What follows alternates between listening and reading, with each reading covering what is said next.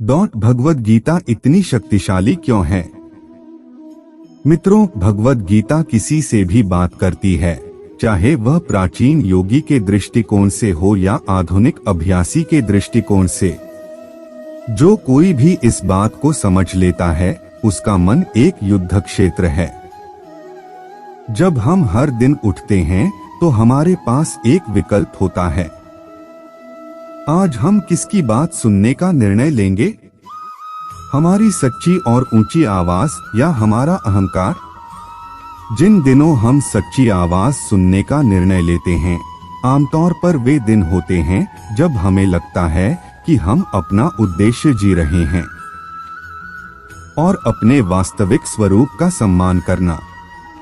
जिन दिनों हम अहंकार की बात सुनने का निर्णय लेते हैं, वे आमतौर पर वे दिन होते हैं जब हमें सबसे अधिक कठिनाई का सामना करना पड़ता है और जीवन एक युद्ध क्षेत्र की तरह लग सकता है।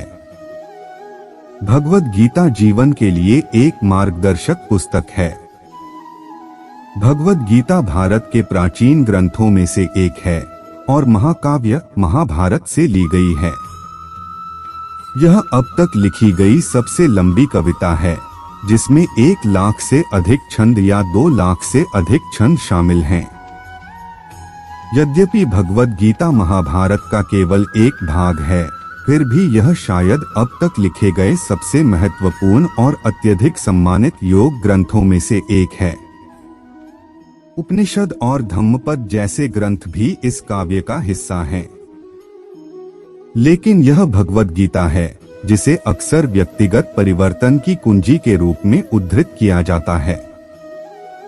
भगवद गीता एक मानचित्र और एक मार्गदर्शक पुस्तक है। यह हमें जीवन के प्रत्येक क्षेत्र का व्यवस्थित अवलोकन प्रदान करता है। शिखर सम्मेलन के विभिन्न दृष्टिकोणों को उनके फायदे और नुकसान के साथ दर्शाता है।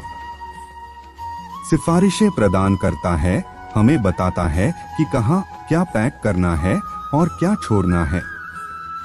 किसी भी अन्य उपनिषद और धम्मपद से अधिक यह एक व्यक्तिगत मार्गदर्शक की भावना देता है।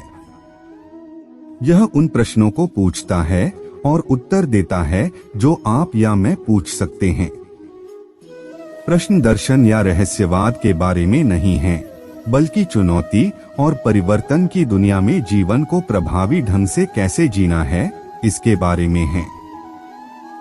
भगवद गीता की पूरी कहानी कुरुक्षेत्र के युद्ध क्षेत्र पर घटित होती है, जहां एक परिवार के 2 पक्ष, पांडव और कौरव, युद्ध की तैयारी कर रहे हैं।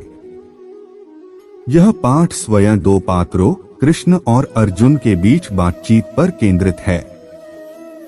इस अवधि के कई अन्य लेखन जैसे कि उपनिषद और धम्मपद भगवद गीता या देवताओं का गीत कालजयी लगते हैं।